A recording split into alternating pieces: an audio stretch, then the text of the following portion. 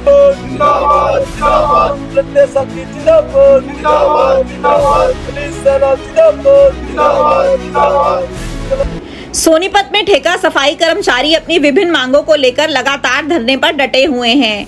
धरने का आज 10वां दिन है, लेकिन अब तक सरकार की ओर से किसी भी प्रकार की सुनवाई नहीं हुई है।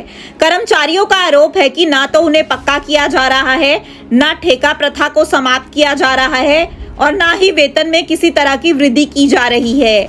उनका कहना है कि वे कई बार सरकार और प्रशासन से अपनी मांगों को लेकर गुहार लगा चुके हैं, लेकिन हर बार सिर्फ आश्वासन ही मिलता है, अमल नहीं होता। धरने की अगुवाई कर रहे मुकेश टांक ने बताया कि वह पहले भी चंडीगढ़ तक पैदल यात्रा कर मुख्यमंत्री से मिल चुके हैं, जहां उन्हें जल्द मांगे पूरी करने का आश्वासन दिया गया था। इसके बाद उन्होंने नगर निगम के मेयर और विधायक निखिल मैदान से भी मुलाकात की, लेकिन सभी के आश्वासन केवल शब्दों तक ही सीमित रहे। कर्मचारियों का कहना है कि त्योहारी सीजन में भी उन्हें आर्थिक तंगी का सामना करना पड़ रहा है। न तो उन्हें सेफ्टी किट, जूते या रेनकोट दिए जा रहे हैं जिससे वह सुरक्षित ढंग से कार्य कर सके। बारिश के मौसम में करंट लगने का खतरा रहता है, लेकिन इसके बावजूद उन्हें बिना सुरक्षा खुले में काम करना पड़ता है।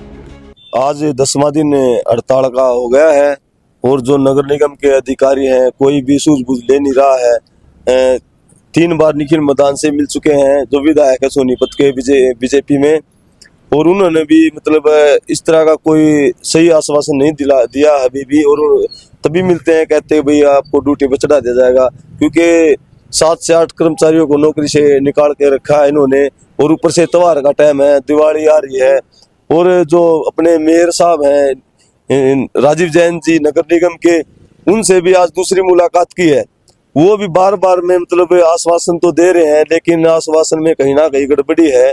हम कहना चाहते हैं हरियाणा सरकार से कि जो ठेका प्रथा को खत्म करने की मांग या ठेका सफाई कर्मचारी एकता मंच ने उठाई थी, जो पैदल यात्रा चंडीगढ़ के लिए गए थे, दोबारा से फिर हम 13 तारीख को यहाँ सोनीपत नगर में इकट्ठा होकर सीएम हाउस चंडीगढ़ तक पहुंचेंगे, पैदल यात्रा करेंगे। और हमारी मांग यही रहेगी कि भाई पूरे देश में ठेका प्रथा खत्म होना चाहिए, क्योंकि ठेका प्रथा एक बहुत बड़ी बीमारी है। क्योंकि जो ठेकेदार है वो कर्मचारियों का कहीं ना कहीं पूरी तरह से शोषण करता है।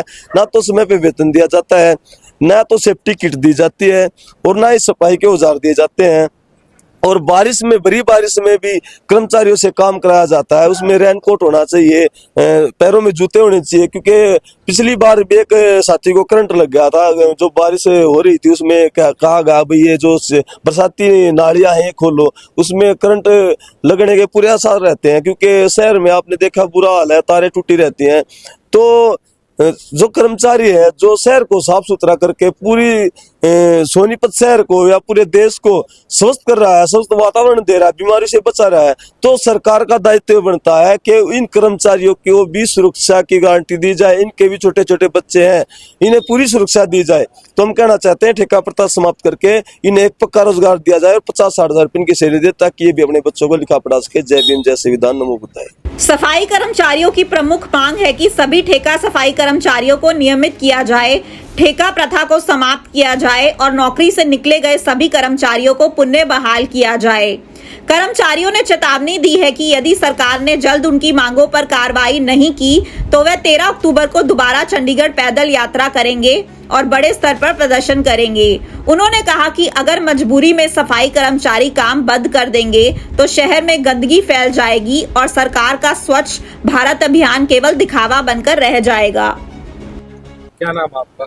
मेरा नाम जसविंदर पहलवान है और मैं पुलिस सेना राष्ट्रीय अध्यक्ष हूँ। आज धरने को कितना टाइम हो गया और क्या मांगे आपकी लगातार जारी?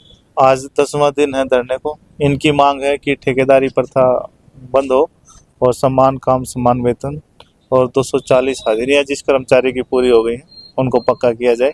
और भी मांगे हैं, और जो सफाई कर्मचारी हटाए गए हैं और जिनका कोई दोष नहीं था उन सफाई कर्मचारियों को वापस ड्यूटी पर लिया जाए। समर्थन देने आज पहुंचे हैं तो क्या कहेंगे?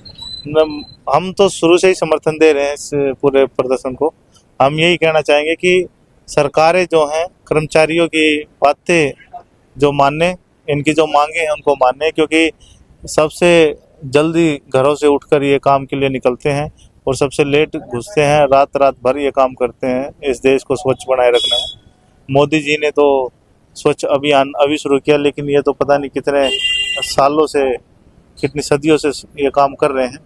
तो स्वच्छ देश होगा, स्वच्छ सोच होगी, तभी कुछ देश आगे बढ़ेगा, वरना कुछ नहीं होने वाला। ये बहुत परेशान है, इनकी समस्याएं ज़्यादा बड़ी नहीं है।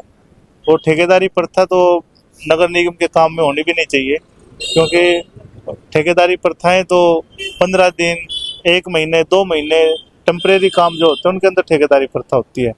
ये तो काम हर रोज होने वाला है, ऐसा नहीं कि 1 महीने ही काम करना है या 2 महीने ही काम करना है। ये तो कंटिन्यू होता है, सुबह शाम ये काम करना पड़ता है सफाई कर्मचारियों का।